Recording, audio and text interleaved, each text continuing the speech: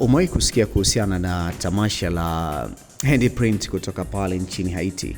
Ni mjadala mkubwa ambao umekuwepo mtandaoni na baadhi ya watu wamekuwa wanajiuliza kwa nini huu mjadala upo kwa namna kama hiyo.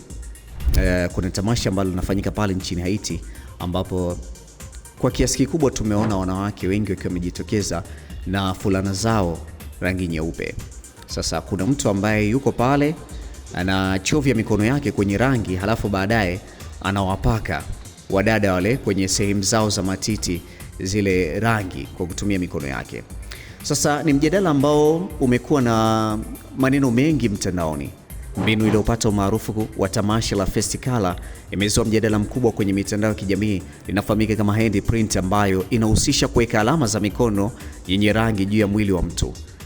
Mbinu hii ambayo iliyopata umaarufu katika tamasha la Festicala, ambapo inafahamika kama handprint, ambayo inahusisha kuweka alama za mikono yenye rangi juu ya mwili wa mtu, imekosolewa kwa sababu ya mguso wa kimwili unaohusika, ambao wakati mwingine unaonekana kwa usiofaa.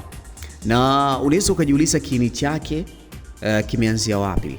Sasa mjadala huu, swala hili linahusisha ridhaa ya mtu yeye mwenyewe, na tumeona watu kadhaa wanakosoa vitendo vinavyoweza kutafsiriwa kama kugusa kwa namna ambavyo isiyofaa. Na unaweza ukatazama kwenye video hapo, hii ambayo shinikizo la kijamii linaweza kufanya mipaka kwa mtu kutoeleweka vizuri. Wakati baadhi ya watu wanaitetea kama aina sanaa ya kujieleza, wengine wanatoa wito kuweka mipaka kwa kanuni zaidi, au hata kusitisha kabisa kwa zoezi hilo ili kuhakikisha heshima kwa usalama wa kila mtu unakuwepo. Tamasha hili linafahamika kama Carnival Haiti. Kila mwaka nchini Haiti linafanyika na kuna tamasha kubwa lenye rangi nyingi linaloitwa Carnival Haiti.